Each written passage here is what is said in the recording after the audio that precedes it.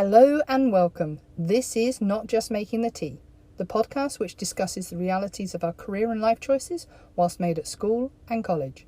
It celebrates the parts that haven't gone to plan as much as those which have. With every chat, we plan to explore what life skills there are to be learnt and how they can influence and help us to succeed. I'm your host, Rachel Price, founder of Imali.com, the career website for young adults. Firstly, I want to say thank you for taking the time out to listen to the podcast. I hope that you enjoy the experience and that you will continue to join me and my future guests on our journey. I really appreciate anyone who takes the time to listen, and please do send me any kind of feedback. So we're currently living in very unusual times. The world has been turned upside down, and who knows what the future will bring. I have considered if this was the right time to start the series, and decided that even though there was not much sense in our world at present, that maybe I could help by providing some advice and guidance through these episodes. If there are any specific topics you wish to hear about, please do message me and I'll see what I can do. I hope that you'll find these chats thought-provoking and hopefully they'll give you some positive vibes in your day. So on that note, let's get started with today's topic, how to boost your concentration. The better your ability to focus, the more likely you are to reach your goals and remain productive. Unfortunately, it's not always easy to concentrate, especially in this age of information overload and continuous distraction. The average office worker is interrupted every 11 minutes, and it then takes around 25 minutes to get back on track. Focus and staying on track is an essential life skill in the 21st century. So how can you boost your powers of concentration? This may seem a weird view, but even though we promote this as a success skill, do not try to multitask. It has been shown to reduce productivity by up to 40%. Even if you think it makes you more efficient, it rarely does. Only 2.5% of the population are capable of handling 2 or more tasks at one time. So instead, make a list of all of your upcoming tasks and work through them one by one.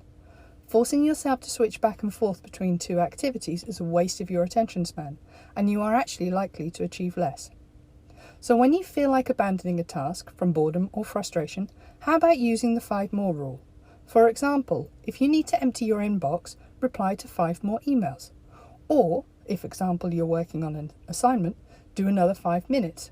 It might just give you the boost to keep going. If you keep pushing yourself to concentrate for longer and longer periods of time, your attention span will overall improve. If you find that you are distracted by worries or thoughts of other tasks that you need to get done, get them out of your head by writing them down on a piece of paper and telling yourself that you can think about them later. A few minor adjustments to your environment can also help. How about adding a couple of plants to your study space?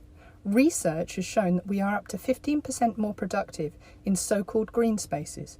Some people report that listening to natural sounds such as running water, chirping birds, or other sounds also help them to concentrate. Find out what works for you. If it is complete silence or a sound of some description, that's up to you. If you're interested in aromatherapy, you could also try adding a few drops of rosemary oil in your room. The scent has been shown to promote concentration and positive mood.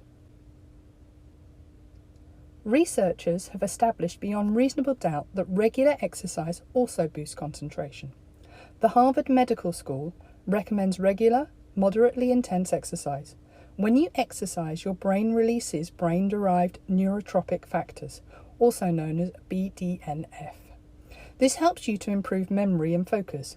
Specifically, the movement from exercise triggers brain cells to activate genes that generate BDNF.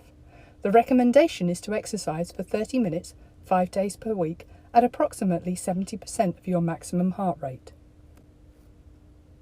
You should also consider doing some mindfulness exercises. These will help you to practice living in the present moment and will help you focus on a single task at one time. Try these 5-minute daily exercises. Find a quiet place to sit in a public place. Soften your gaze and look around you, noting that people are walking past you. However, do not pay attention to anyone specifically. If you find yourself focusing on one person specifically, gently bring your focus back to your original task. According to psychologist Marsha Linham, this will help to improve your concentration span when practiced over long term. Another technique that you could use could be Jay Shetty's prompts for grounding and aligning.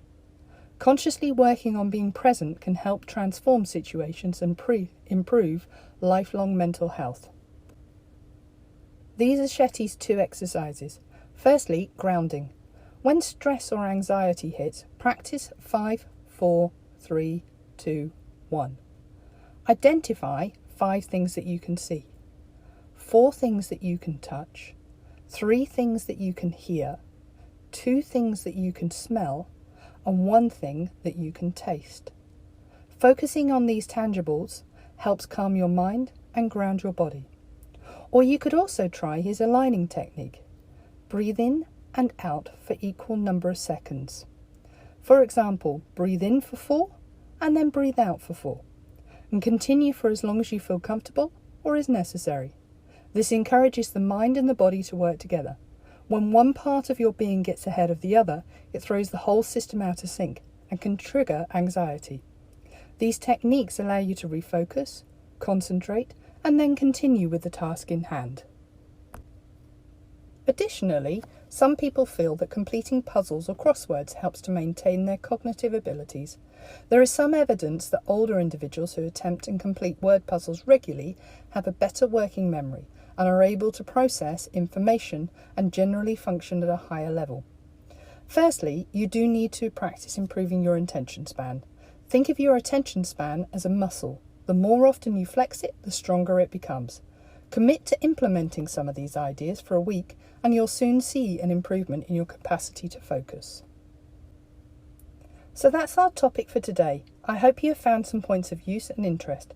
For more information on how to boost your concentration, go to amali.com and check out the Success Skills 101 resources within the Learning Hub.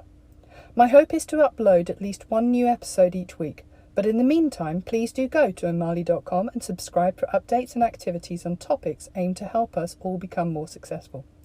Thank you once again for listening. Keep safe and smile always.